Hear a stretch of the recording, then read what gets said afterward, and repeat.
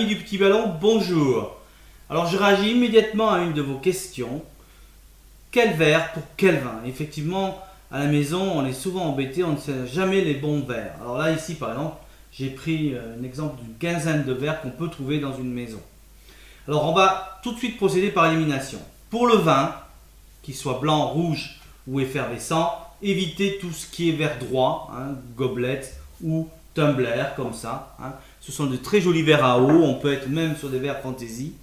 Évitez les verres colorés, vous voulez voir le vin au travers bien évidemment.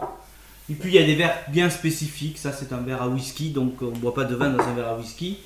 Évitez les verres trop petits, on ne peut pas vraiment apprécier le vin dans ce genre de verres qui sont sympas peut-être, des souvenirs, mais pour le vin pas du tout pratique. Dans le même sens, on hérite souvent ou on achète des verres qui sont très jolis, par exemple comme ceux-ci, mais pour le vin, effectivement, ils sont un peu trop évasés, c'est pas vraiment ce qu'on recherche. Donc, éliminons tous ces verres. Ça, c'est un verre, par exemple, à cognac, bon, c'est bien pour une eau de vie, mais c'est pas bien pour le vin. Alors, on pourrait passer, par exemple, pour un vin rouge. Alors, voilà un verre idéal. Il faut qu'il soit d'abord cristallin, totalement transparent, évasé vers le fond, un peu ventru, et resserré vers le haut pour vraiment apprécier les arômes du vin. Quand on agite le vin dans le verre, effectivement, les arômes viennent tout de suite à votre narine, c'est beaucoup plus appréciable. Voilà la bonne taille. Il y a des verres qui sont beaucoup plus grands que ça, beaucoup plus prestigieux, beaucoup plus cristallins. Je trouve que c'est un petit peu ridicule, ça fait un peu trop aquarium.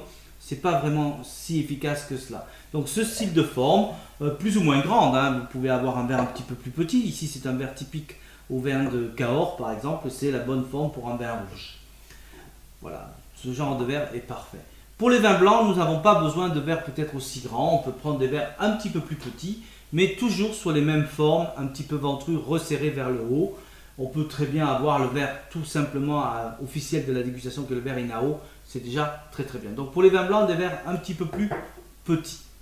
Pour les vins effervescents, on a souvent ce genre de verre qui est joli, qui sont des souvenirs, etc., mais qui n'est vraiment pas pratique pour le vin effervescent. La bulle part trop vite et vraiment on ne peut pas les apprécier. Donc ici par exemple, moi je m'en sers pour les salades de fruits ou pour les sorbets. Pour les champagnes ou vins effervescents, soit prenez un verre tulipe, c'est-à-dire la même forme que celui-ci mais avec un pied un petit peu plus haut, c'est parfait, ou éventuellement la flûte. Voilà, ça ce sont les verres qui permettent de retenir un petit peu l'effervescence. Donc finalement, regardez, des verres, on peut en avoir besoin que de trois formes à la maison.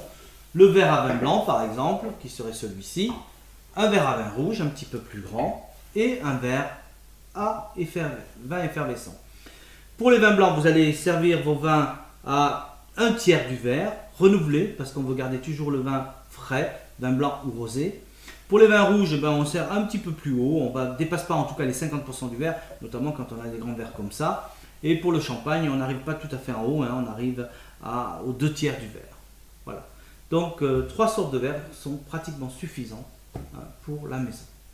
Voilà, j'espère que j'ai répondu à votre question.